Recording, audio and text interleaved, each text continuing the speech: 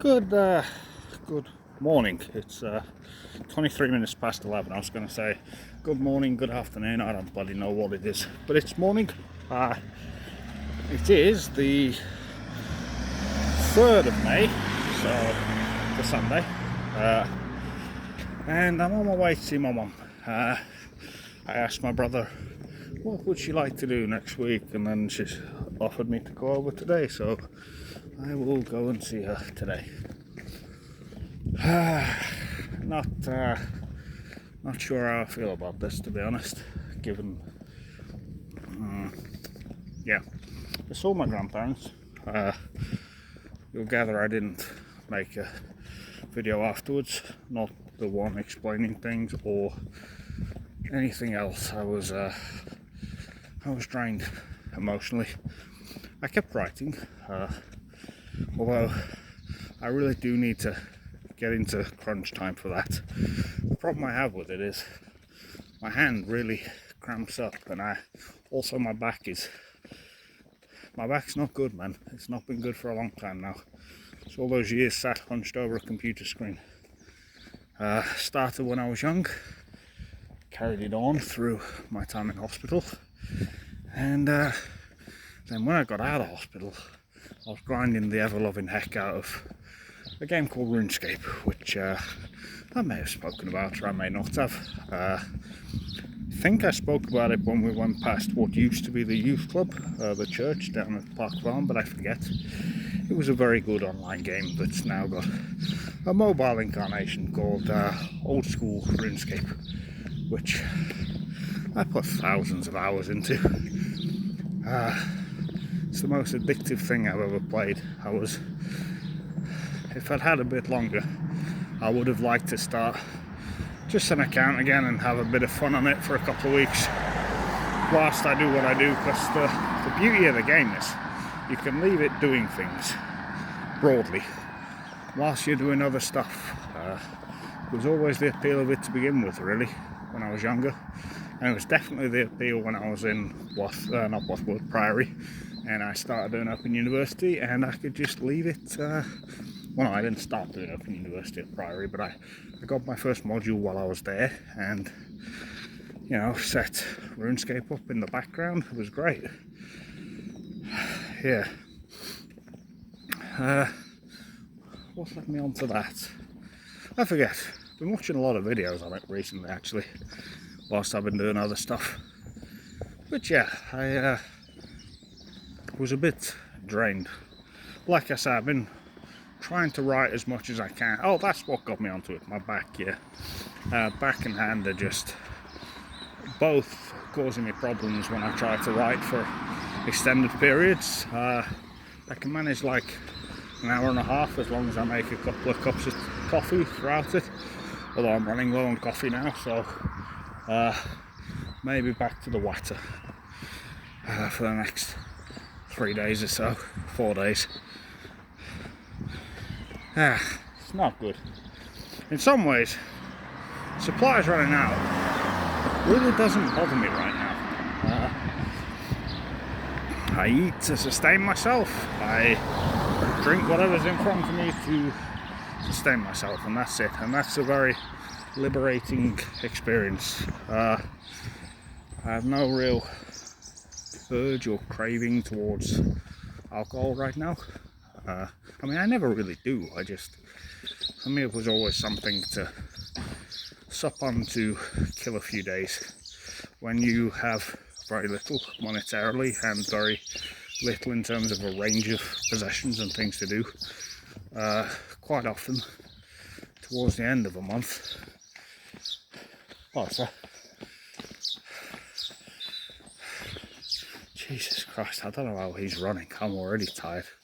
Just walking for probably 10 minutes. I don't usually record on the main road, Station Road. Too many cars, too busy. But yeah, what was I saying? Oh yeah, I was talking about alcohol. I don't drink because I have to. I drink because when you have not much money, you don't have many friends anymore. You don't have many variety of pastimes. Towards the end of a month, your money has basically run out, and there's a saying I heard James O'Brien, a reporter I listen to sometimes, saying when they were talking about, I think it was when Rishi Sunak said, I never had Sky TV growing up, to try and relate to the public. The saying he said though was that these people on both sides, Sunak, Starmer being given his glasses, they don't know what it's like to run out of money before you run out of month. And I know that feeling. And of course you could say, well, if you're drinking for the last week or whatever of a month, of course. But the counter argument to that would be, say I buy, I don't know, a bottle of something for 18 quid or whatever. That'll last 2 days, sometimes more, sometimes a little less. But then the recovery time in between those 2 days, you've usually killed 3 days to 4 out of a week. And it's a horrible way to live, of course it is, but it's a way to live nonetheless. And it does, or it has, killed time. Now, of course, it's not good, and you could say it's contributed to where we are now. I don't think it has. Let me be clear, I don't think that for 1 minute. My actions are my actions, and I will always take my own responsibility for those. But some people would say differently, and that's fine. People are always welcome to their own opinions. But yeah, I've not had any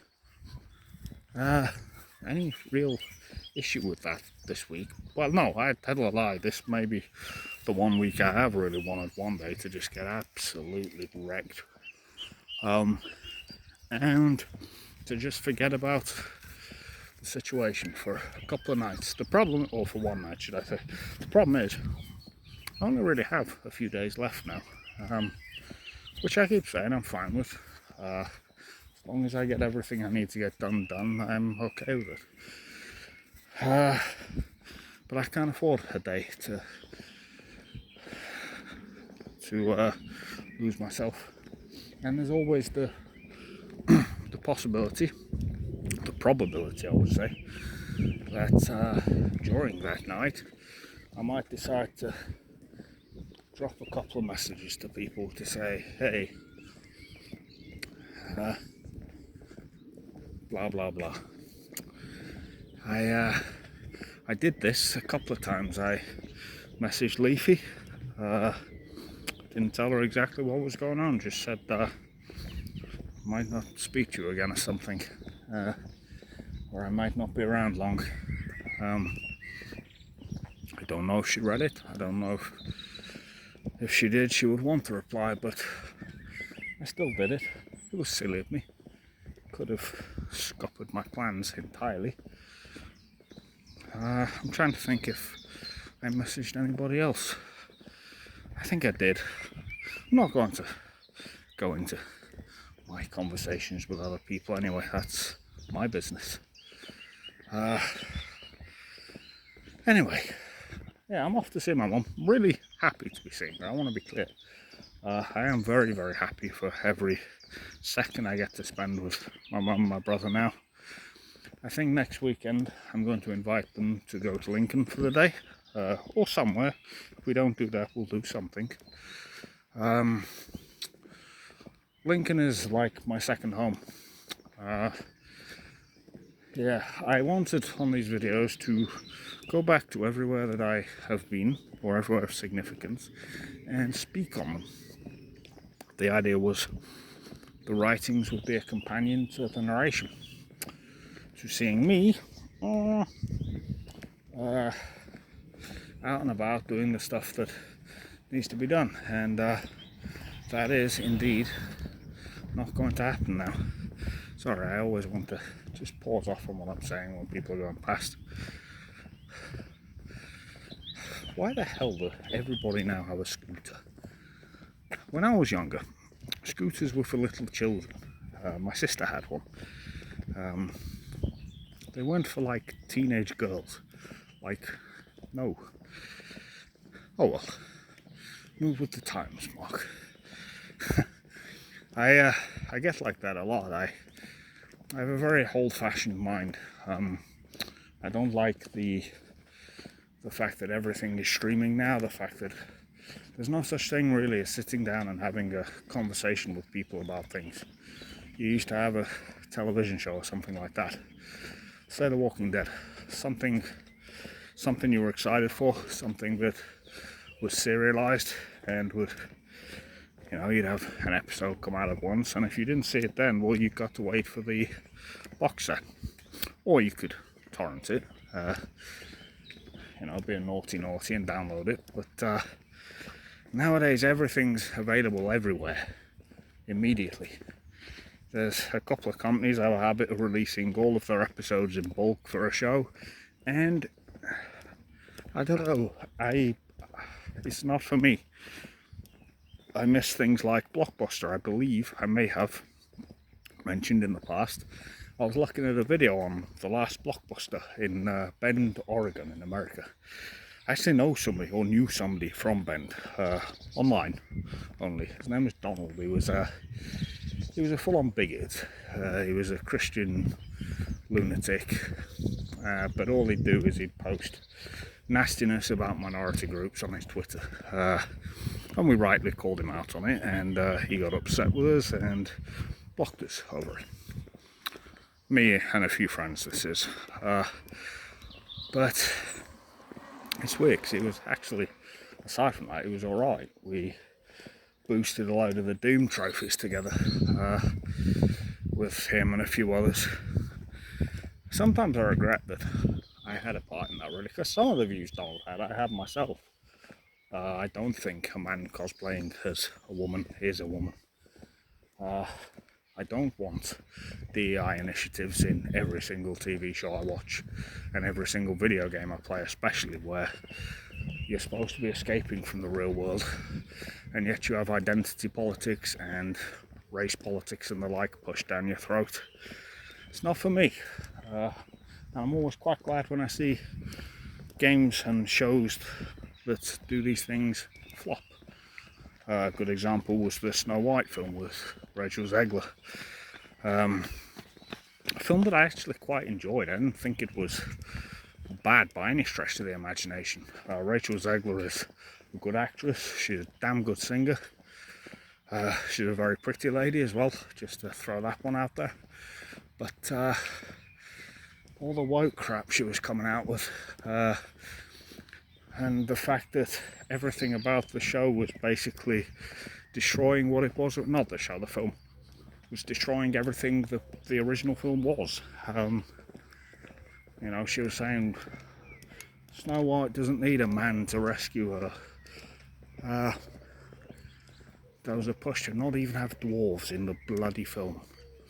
I think originally they got rid of even calling them dwarves, and then eventually they put them back in, but only CGI. They wouldn't cast any dwarf actors because they said it would be offensive. And I just found myself thinking, so in your bid for inclusivity, you're actually discriminating against a particular group of actors that probably don't get as many roles as you might like. A group of people that are discriminated against in their profession by simple virtue of the fact that they are little people. And you don't want to cast dwarfs in Snow White because it might offend some lefty, green-haired, nose-ringed, slightly plump, poison dart frog, who probably doesn't know a single dwarf anyway. Cry me a fucking river. Sorry, I've gone off on a bit of a tangent there, but yeah, that stuff really gets my goat. There was a video game called Dragon Age: The Veilguard, or as we call it, The Failguard. Now, Dragon Age started out as a a dark fantasy game. Dragon Age Origins on the Xbox 360, the PS3, the PC was excellent. You had real choice and consequence. It was a huge sweeping 50-60 hour game where at different points in the game you would side with different factions and make different story choices, and that would actually impact the rest of the game. And that was great. You know, it was a bloody brilliant game. The sequels diminished its impact a bit. Dragon Age 2 was way too linear. It was set in like one city. The choice and consequence stuff was largely gone. It was very scripted. And then you get the third game, Inquisition, which I think I played through at Bothwood when it first came out. Or rather, did I?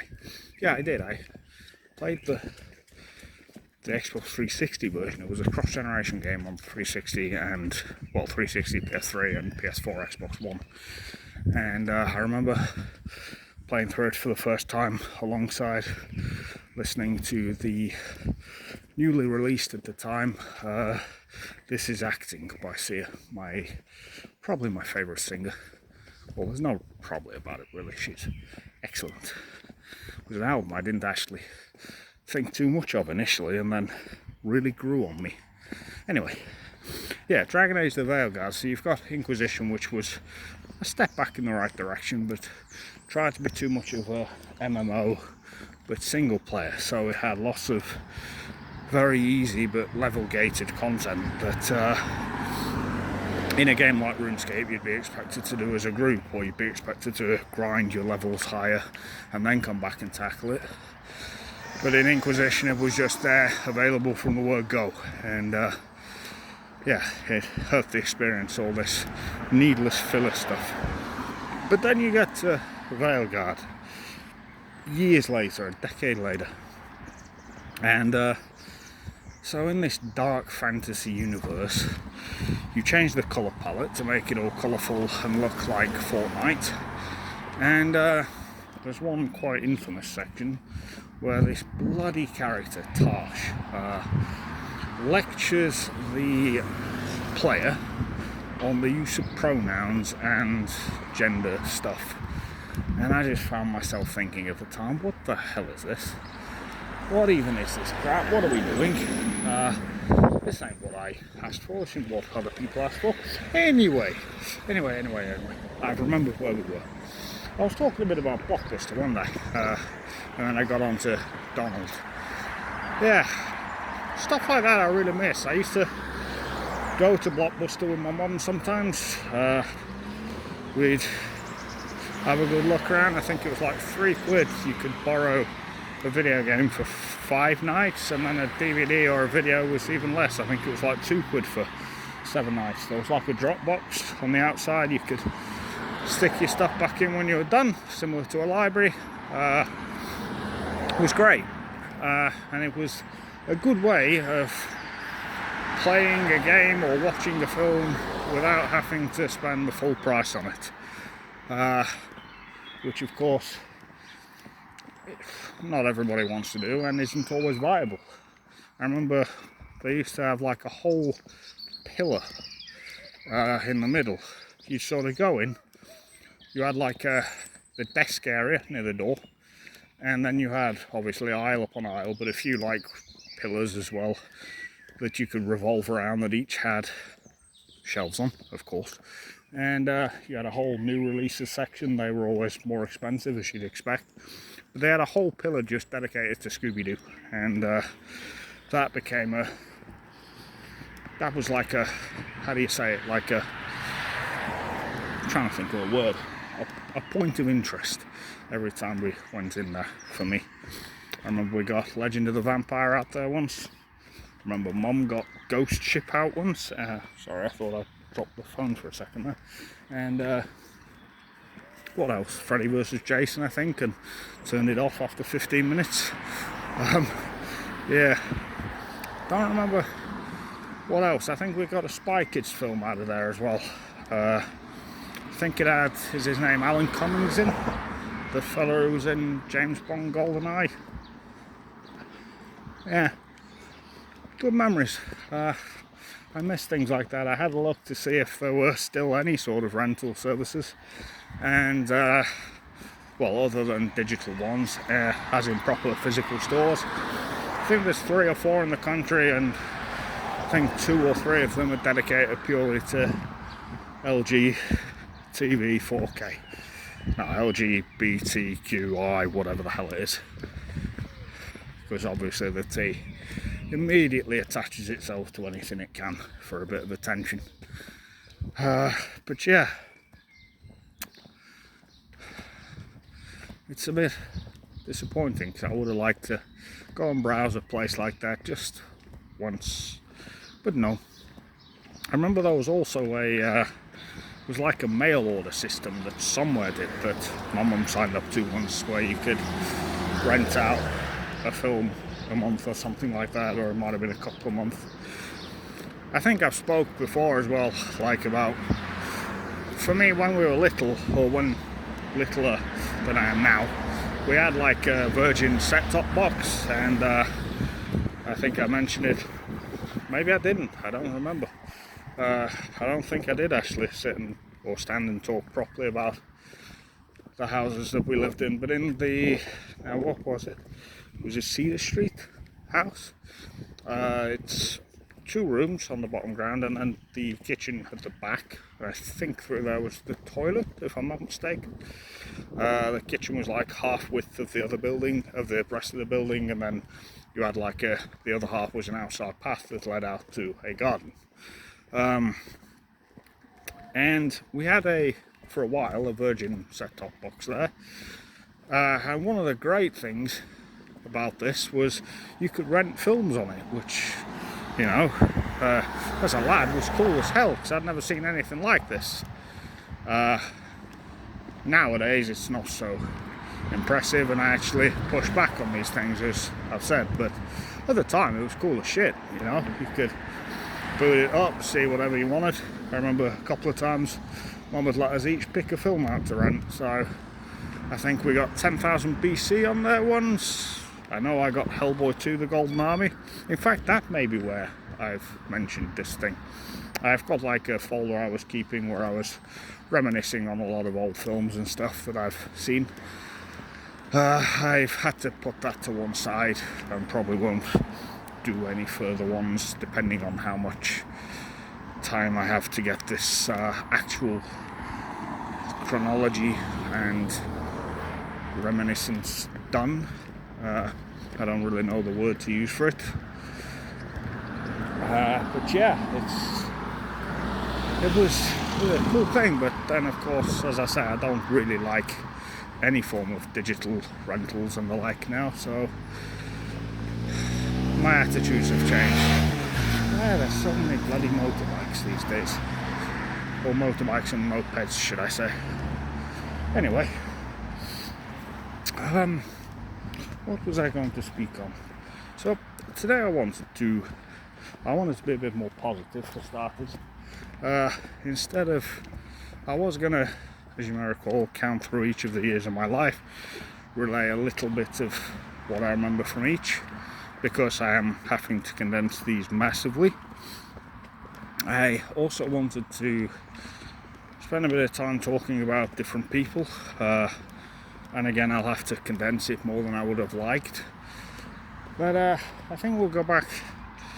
The yearly thing is more of a companion to the writing now, so I've wrote in more detail on my early years so far, and I am in the process of continuing with that.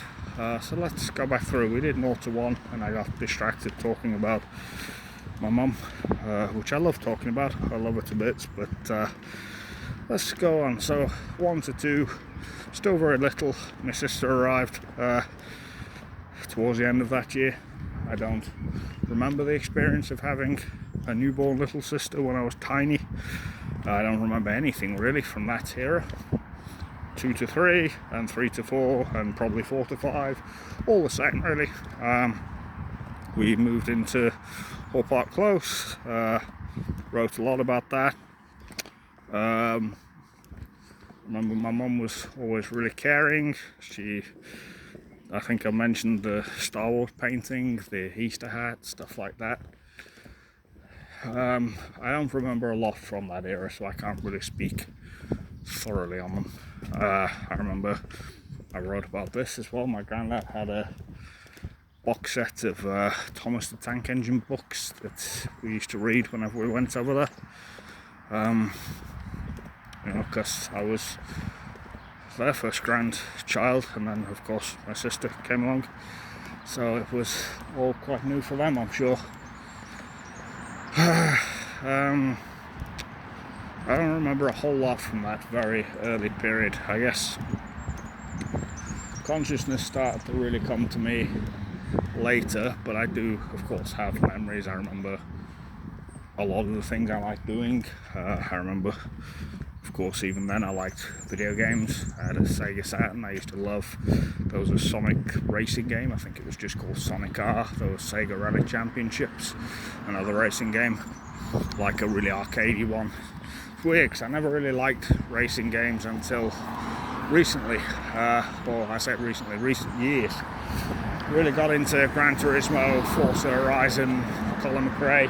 I had Colin McRae on the PS1 back in the day. Never massively got into it though, but I did for a while, probably 2 years ago. Emulated Colin McRae 2 and, it must have been Gran Turismo 3 on PC, and then bought Gran Turismo 7 and sank a bit of time into that. Didn't like it as much. Liked Gran Turismo 3 because it was very slow progression, but you really had the feeling of having to work to win each race. I mean, it is a simulation rather than an arcade experience. So, yeah, liked reading. I think I probably mentioned in the writing, my Uncle Paul actually bought me the books that I most remember from that era, which were the Harry Potter books. He got me the first couple of them, these really nice hardback editions. I think one of them had a couple of interview segments with J.K. Rowling at the end.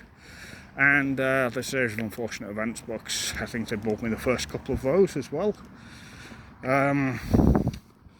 Movies, I really liked Charlie and the Chocolate Factory, or whatever the original one was called, with Gene Wilder. I still love that film. I watched the remake recently, and I may have spoken about this actually when recording before, I don't remember. I liked the remake. I always had it in my head that I wouldn't, but it's quite good. Johnny Depp is very strange as Willy Wonka, but it's ultimately still quite good. And yeah, I didn't think the lad who played Grandad Joe, or whatever his name is, was quite as good. And the other kids aren't quite as memorable in this version.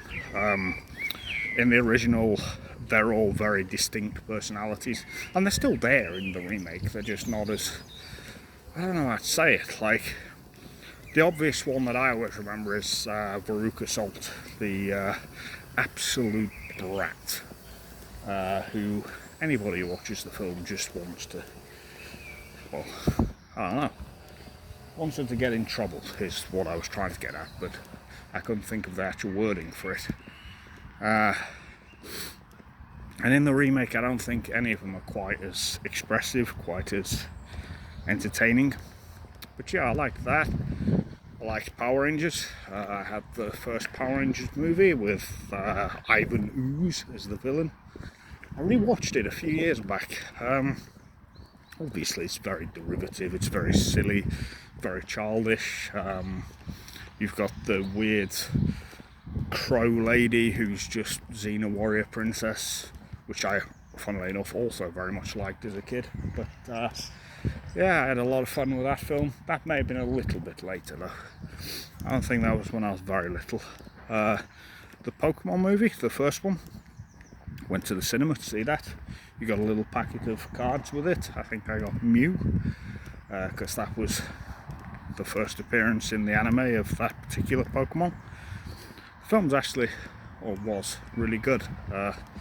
Obviously, critically, it got slated because it's a little kid's film with a message of love and stuff. But it's fun. I rewatched that as well. Probably 7 or 8 years ago now, so not in the, maybe less than that, but not in like the recent times. And I think I enjoyed it. It's weird because they did a load of films of that I think I had maybe the first 4, and there was like a side piece they did, a companion to the first film as well, or like a direct sequel, should I say. I think it was called, I think the first film was called Mewtwo Strikes Back, and that was its tagline, and then the direct sequel, which I think was straight to video, was Mewtwo Returns, and I think I enjoyed that. I can't actually find a copy of that anywhere. Like, I can find old VHS tapes of it on eBay and stuff, but I can't find a download. Well, I say I can't find a download. I can't find a download with enough people seeding it, so uploading it, for me to download off of them. So, yeah, I've never revisited that. There was Pokemon the Movie 2000, which was the second film, which is why I know in my head that I definitely saw the first film early on. I think I probably saw it for a birthday party, actually. 2000, I think my nan bought on video for when I went to stay with her for a couple of days. I have very distinct memories of watching it there, because I think years later they gave us the videotape of it. They got like a few things in for us, or for me and my sister when we go and stay with them, and my brother, of course, when he would go later on. So like, I saw Butt Ugly Martians there, I saw Digimon there, and Pokemon. My granddad would record some episodes of Pokemon on video when I was little, off of Sky. And yeah, but I have memories of watching that one there. That was the one about the three, how do you say it, legendary birds, Moltres, Articuno, Zapdos, and the 2 special or legendary Pokemon from the Gold and Silver games, Lugia and Ho-Oh, or at least Lugia was definitely the focus because he was on the cover. I know that's considered the fan favourite one. I think I did rewatch it. At the same time I rewatched the first film. Couldn't tell you anything about it. I think I enjoyed it more than I did as a kid. Because as a kid I don't think I liked it as much as the first. Maybe because I only saw it once or twice, but the first one I'd seen multiple times because I owned it, so that's probably where the favouritism there comes from. Then there were 2 others I owned. I owned Pokemon the Movie 3, which was the one, there's like a really cool little intro movie before the actual film starts about Pikachu on vacation. That was a really cool thing. And then you had the main film that was about Entei and the Unknown. I remember really liking that one, but I don't remember anything about it. I haven't rewatched it. I nearly bought a box set of the first 3 films a couple of years ago, and I would actually like to have got around to rewatching the third film, because I think as a kid it was my favourite. Entei was really cool. I remember, isn't Entei keeping an illusion together for a little girl or something? I don't remember the story of it, I've got to be honest. I just remember it was a bloody good film. Or was it the Unknown doing that? I don't remember. Anyway, there was also Pokemon Forever. This was the last one I had.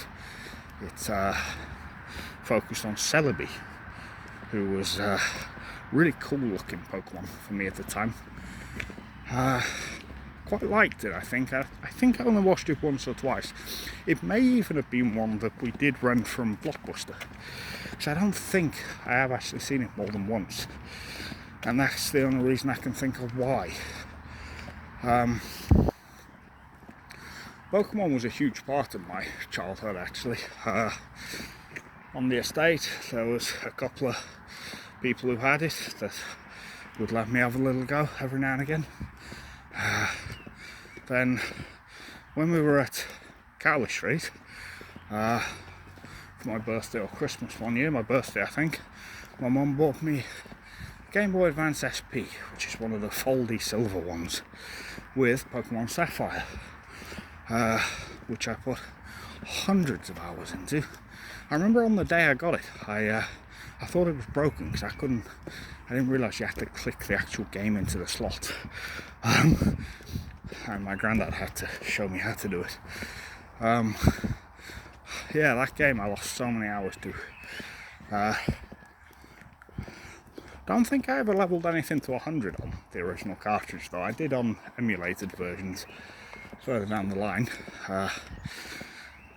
Yeah, and then I owned Ruby and Emerald as well. I remember my mum saying, "You've already got Sapphire, what's the point in having Ruby as well?" And I was like, "But there's different Pokemon, different areas." And eventually she caved in, bless her. And then Emerald, I think it was, maybe it was for passing exams I was bought it, because I remember we were sat in McDonald's when I was given it. We were, I want to say, downstairs. No, we were upstairs. We always used to sit upstairs, and no, I remember sitting on the left hand side. I don't know why. Anyway, I remember being presented it and being like, "Oh, thank you very much," and having an absolute blast with it all over again.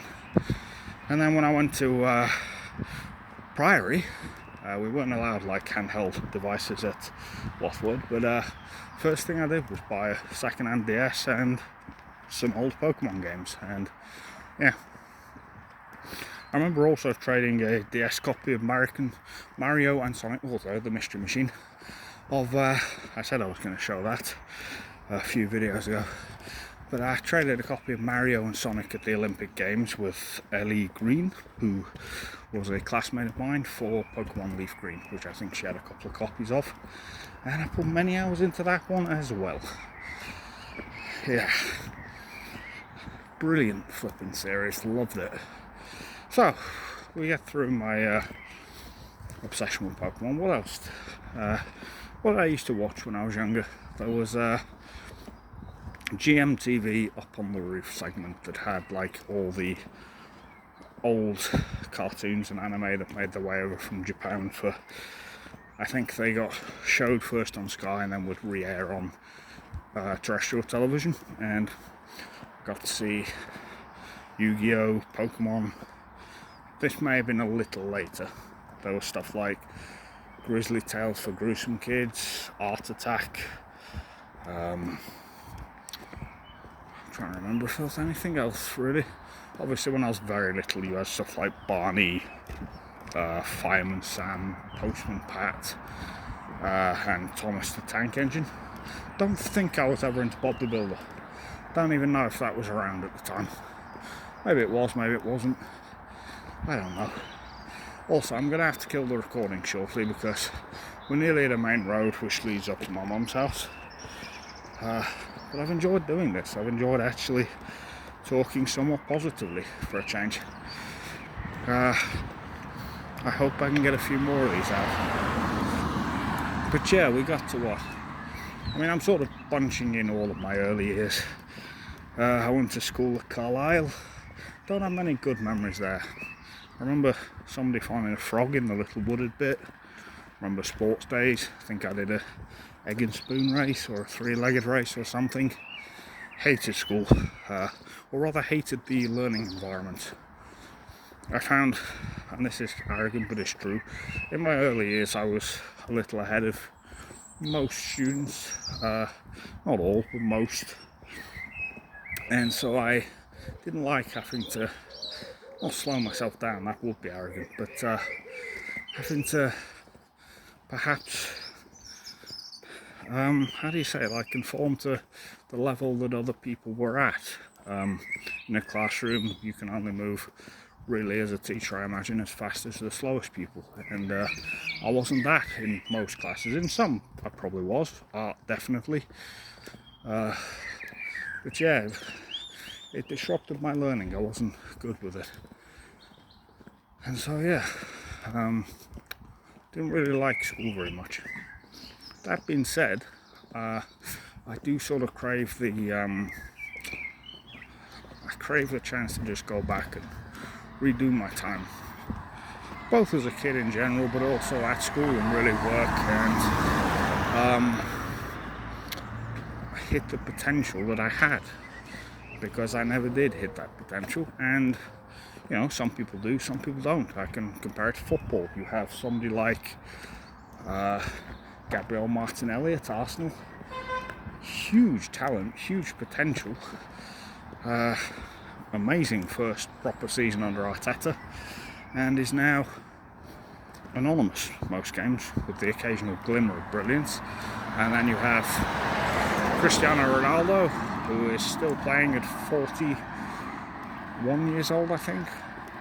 Is that a raccoon or is that a cat? Under that tree there. And yeah, he worked his arse off and achieved everything he could, and is arguably the second greatest footballer of all time. Yeah, some people hit their potential, some people don't, and I did kind of long for the chance to reincarnate in life back when I was younger, and redo a lot of things that I've done a lot differently, and maybe we'll talk about that on the way back. But for now, I'm going to call that video there. Thank you for listening.